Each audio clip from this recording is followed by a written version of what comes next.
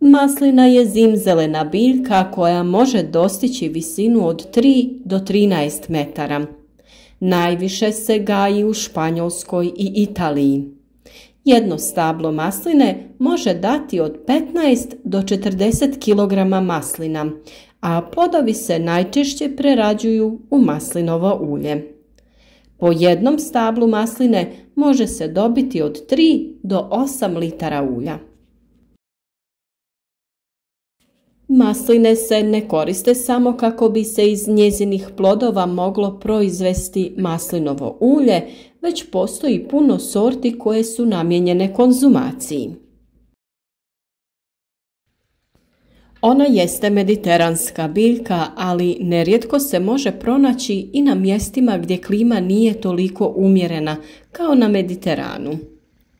Ne samo da je rasprostranjena u srednjoj Europi, već postoje sorte koje se uzgajaju i u dosta hladnijim područjima sjevera. U ovom videu pričati ćemo o uzgoju masline, ali i o mogućnosti uzgoja masline u kontinentalnoj klimi, gdje su zime oštrije nego kod mediteranske klime. Srednja godišnja temperatura u zoni uzgoja masline kreće se oko 15 do 20 stepeni Celzijusa. Apsolutna maksimalna temperatura može biti i do 40 stepeni Celzijusa bez štetnih posljedica za maslinu, ako je stablo dobro opskrbljeno vodom.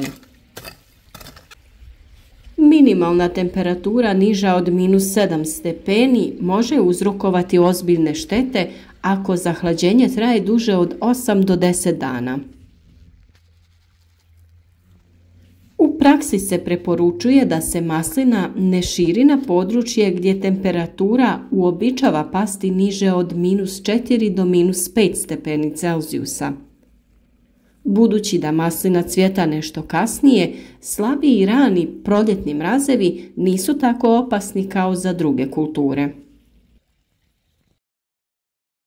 Ovo se odnosi na većinu poznatih sorti masline, ali postoje i otpornije sorte.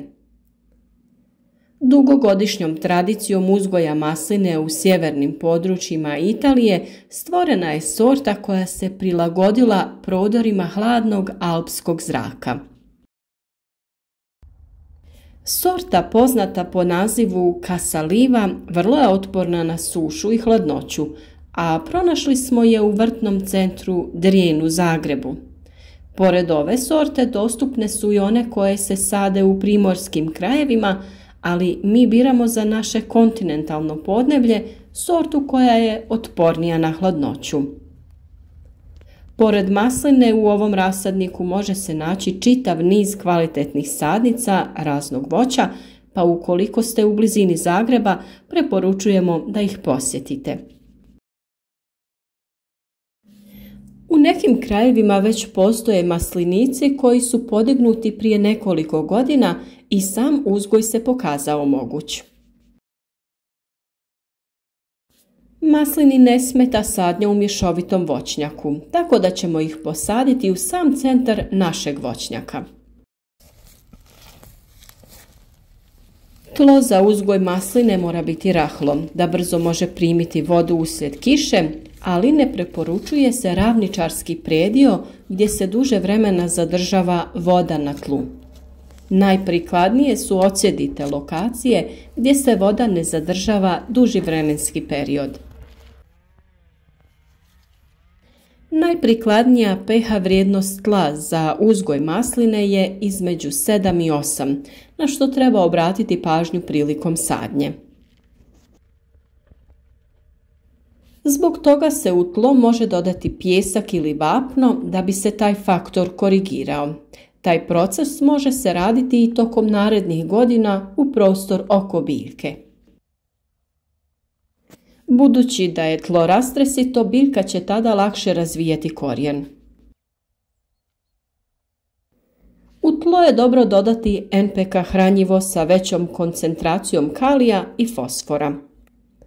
Formulacija NPK u omjeru 7:20:30 ili sličnim su dobre za obogaćivanje tla makroelementima koji su biljci potrebni za početni razvoj i prvo plodonošenje.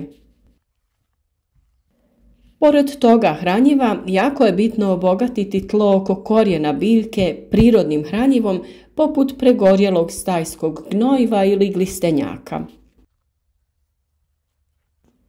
Ako se radi o manje prerađenom stajskom gnojivu, potrebno ga je dobro izmiješati sa tlom da ne dolazi direktno u kontakt sa korijenom. Prilikom sadnje treba zbiti tlo i istisnuti višak zraka. Naravno, oko same biljke vratiti ćemo plodnu i usitnjenu zemlju. Kada smo korijen prekrili sa zemljom, prostor oko korijena zaliti ćemo vodom obogaćenom gnojivom koji uvijek koristimo pri sadnji biljaka. Radi se o hranjivu VP-Fos koji sadrži tvari koje biljci pomažu u početnom razvoju. Naročito je bitno kod ukorjenjavanja biljke. Gnojivo sadrži razne oblike fosfora, ali i organske kiseline poput huminske, što pozitivno utječe na korijen i biljka dobiva veliku količinu energije za početni razvoj. Biljku ćemo obilno zaliti sa oko 5 litara vode, a nakon toga tlo ćemo poravnati ostatkom zemlje. Samu sadnju najbolje je obaviti krajem zime, kada se smanji mogućnost dugotrajnih hladnih perioda. Budući da su sadnice veoma kvalitetne i dosta su dobro izrasle u prvih nekoliko godina, potreban im je naslon. Za tu namjenu može se iskoristiti bambusov štap ili za još veću stabilnost mi ćemo upotrijebiti njih 3. Nakon postavljanja bambusovih štapova, stablo masline ćemo privezati gumenom špagom koja je elastična i omogućiti će nesmetan razvoj stabla. Prostor oko masline ćemo u prvih nekoliko godina okopavati da bi spriječili rast trave i da bi izbjegli košnju oko same masline. Uslijed košnje često se događaju oštećenja voćke koja mogu usporiti biljku u razvoju. Sam uzgojni oblik masline treba prilagoditi klimatskim uslovima. Budući da je maslina zimzelena biljka, ona će zadržati list na sebi u toku zime, što će dovesti do zadržavanja veće količine snijega na granama. Zbog toga je moguće oštećenja grana ili stabla. U prvim godinama treba kontrolirati dužinu grana orezivanjem masline. Orezivanje je bitno i zbog osunčanosti čitave krošnje, pa zbog toga treba primjenjivati tehnike u kojima će grane u krošnji biti tako formirane da svaki list bude osunčan. Pored toga pripaziti ćemo na dužinu grana radi lakšeg nošenja tereta uslijed obilnijeg snijega. Razmak između sadnica može biti veći ili manji, ovisno o planiranoj veličini stabla.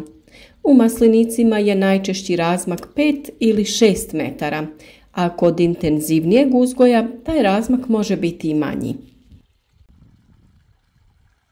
Rezidba se provodi redovito svake godine. Za rezidbu masline vrijede, kao i za ostale voćne vrste, osnovne postavke reza. Reguliranje odnosa rodnosti i porasta, najpovoljnije raspoređivanje rodnih grana po cijeloj dužini osnovne grane. Dobro poznavanje rodnih grana na maslini važan je preduslov dobre rezidbe.